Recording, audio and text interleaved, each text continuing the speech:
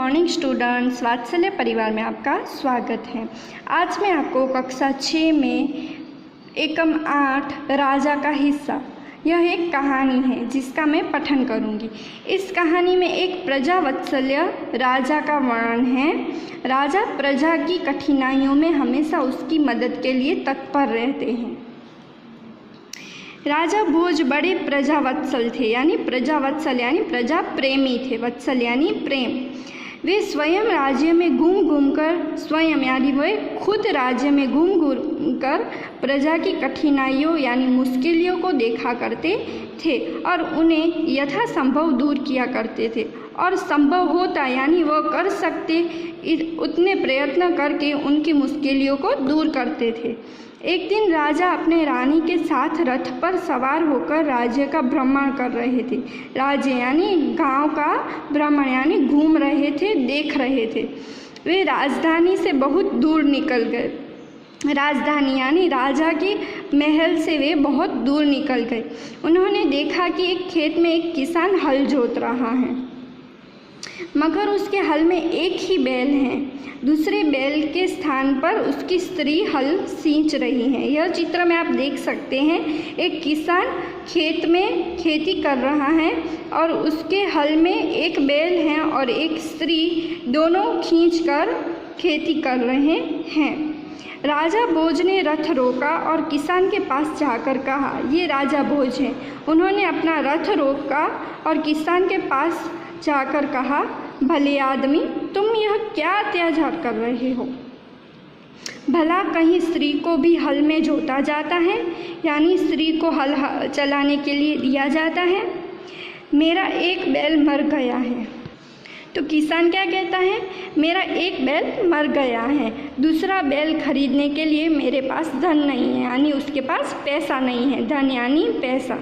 अगर खेत न जोता तो मैं खाऊंगा क्या? अगर खेती न की, न जोता यानी खेत को न खेती की तो मैं खाऊंगा क्या? कहकर किसान पुनः अपने कार्य में लग गया। उसे क्या पता था कि उससे बात करने वाला कौन है? किसान को पता नहीं था कि उससे बात करने वाला कौन है। राजा ने कहा, अरे भाई, जरा सुनो तो, जो कहना है मेरे साथ चलते चलते कहो, मेरा काम क्यों रोकते हो? किसान ने कहा। राजा भोज उसके साथ साथ चलने लगे। अपने काम के प्रति किसान की लगन देखकर राजा भोज बहुत प्रभावित हुए। वह बोले, भले आदमी, इस प्रकार तो तुम्हारी पत्नी थक जाएगी और थकावट की वजह से कोई दूसरा कार्य भी नहीं कर सकेगी।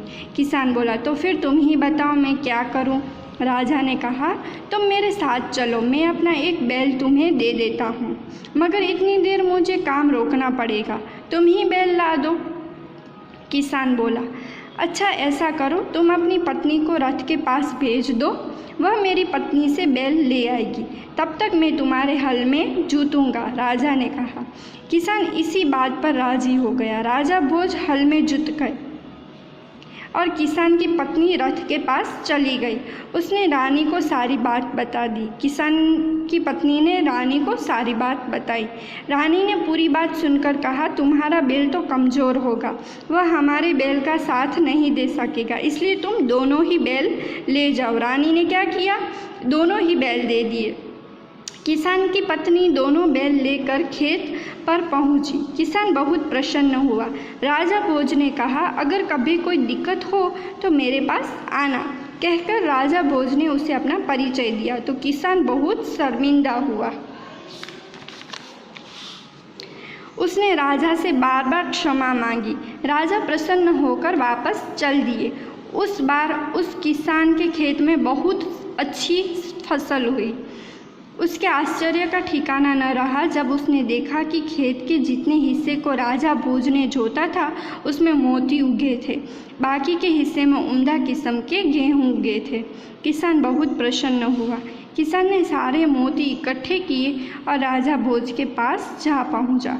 उसने सारे मोती राजा भोज के चरणों में रख दिए और राजा को सारा किस्सा कह सुनाया। राजा ने कहा, ये मोती तुम्हारे खेत में उगे हैं, इन पर तुम्हारा हक है, इन्हें तुम ही अपने अधिकार में रखो। नहीं महाराज, यह आपके परिश्रम का प्रताप है, इसलिए मैं इन्हें नहीं ले जाऊंगा। मेरी प्रार्थना है कि आप इन्हें राजकोष में जमा कर ले और गरीबों की भलाई के लिए काम में ले। किसान ने प्रार्थना की। किसान की बात सुनकर राजा बहुत प्रसन्न हुए और उन्होंने मोती स्वीकार कर लिए। शब्दार्थ: प्रजावत्सल्य यानी प्रजा प्रेमी, स्वयं यानी खुद, यथासंभव यानी जो संभव है, भ्रमण यानी घूमना, अत्याचार यानी जुल्म, पुनः यानी फिर से, दोबारा, थकावट यानी थकना, कमज़ोर यानी निर्बल अशक्त, दिक्कत यानी बाधा परेशानी, उम्दा किस्म यानी उत्तम प्रकार।